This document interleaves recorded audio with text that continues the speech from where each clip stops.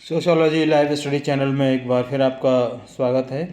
और प्रिय विद्यार्थियों, आज की क्लास में हम देखेंगे जो बीए सेकंड सेमेस्टर की यूनिट 4 उसके जो इम्पोर्टेंट क्वेश्चंस हैं जो आपके एग्ज़ाम्स में आने लायक हैं उनके बारे में। तो जो यूनिट 4 है उसमें है आपका tribal communities in India, geographical distribution, problem of assimilation, integration and assertion, backwardness and under development in tribe. तो इसका जो पहला क्वेश्चन है उस पहले क्वेश्चन को यहाँ पर देखते हैं। पहला क्वेश्चन है इसमें कि जनसंख्या की दृष्टि से भारत में सबसे अधिक जनजातीय आबादी किस राज्य में है।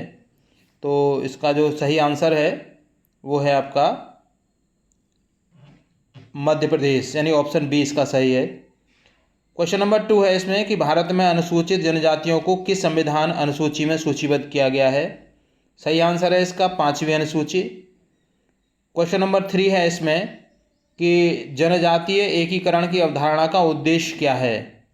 सही इसका आंसर है ऑप्शन सी, उनकी पहचान बनाए रखते हुए मुख्य धारा में लाना।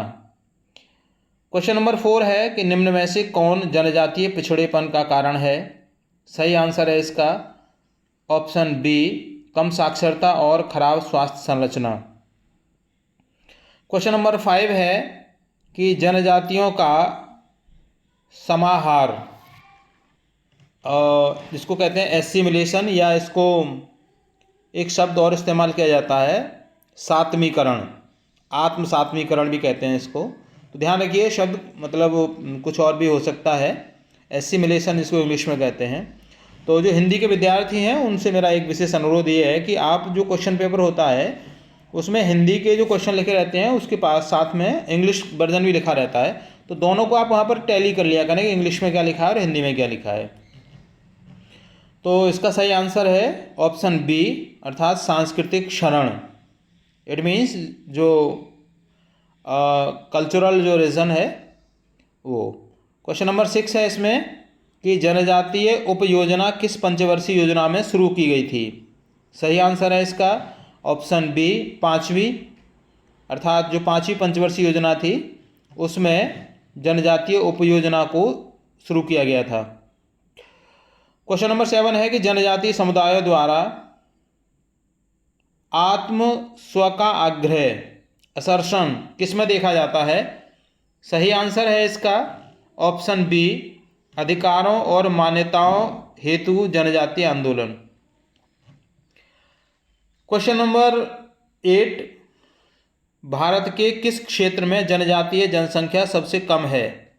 सही आंसर है ऑप्शन डी, उत्तरी मैदान। क्वेश्चन नंबर 9 है कि अंडमान और निकोबार द्वीप समूह में प्रमुख रूप से कौन सी जनजाति पाई जाती है। सही आंसर है इसका जरवा। क्वेश्चन नंबर 10 है कि जनजातीय क्षेत्रों में पिछड़ेपन का एक प्रमुख कारण क्या है। सही आंसर इसका ऑप्शन सी, भौगोलिक अलगाव। आप देखेंगे ना उनका जो ज्योग्राफिकल जो स्ट्रक्चर है उसमें आप देखेंगे कि वो एक तरह से बिल्कुल एक अलग साइड्स में रहते हैं। मतलब जो मूल बस्तियां हैं आपकी उनमें नहीं होते, बल्कि जो जनजातीय बस्तियां हैं वो अलग आपको पहाड़ी क्षेत्रों में, है ना, उस साइड में वो लोग ज़्यादा निवास करते हैं। क्वेश्चन नंबर 11 है कि वन अधिकार अधिनियम 2006 का लाभ किसे देने के लिए बनाया गया है। सही आंसर है इसका ऑप्शन सी, जनजातीय और वनवासी समुदाय। क्वेश्चन नंबर 12 है कि भारत में जनजातियों के प्रति एकीकरण नीति मुख्य रूप से किस पर आधारित है। और इसका सही आंसर है ऑप्शन सी, लोकतांत्रिक समावेशिता और सामाजिक न्याय। तो इस यूनिट से मैंने आपको 12 क्वेश्चन यहाँ पर लिखे हैं। एक विशेष ध्यान आपको ये रखना है कि जैसे जो ऑप्शन 4 दिए हैं उन 4 ऑप्शन का जो क्रम है, अगर मान लीजिए बाय द वे कोई क्वेश्चन आता भी है तो वो ज़रूर नहीं है कि ये सीक्वेंस हो, सीक्वेंस उसका कुछ दूसरा भी हो सकता है। दूसरी जो सबसे महत्वपूर्ण बात मैं पुनः इस क्लास में भी आपके सामने दोहरा रहा हूँ कि इसकी कोई गारंटी नहीं है कि ये वाले क्वेश्चन आपको एग्ज़ाम में मिल ही जाएंगे। हो सकता है कि मतलब इसमें से 10 मिल जाएं, हो सकता है इसमें से 5 मिल जाएं, 4 मिल जाएं, या एक भी ना मिले या सारे मिल जाएं। ठीक है ना। तो आपको क्या करना है इनके साथ साथ अपनी जो तैयारी है ना वो भी आपको पूरी करनी है।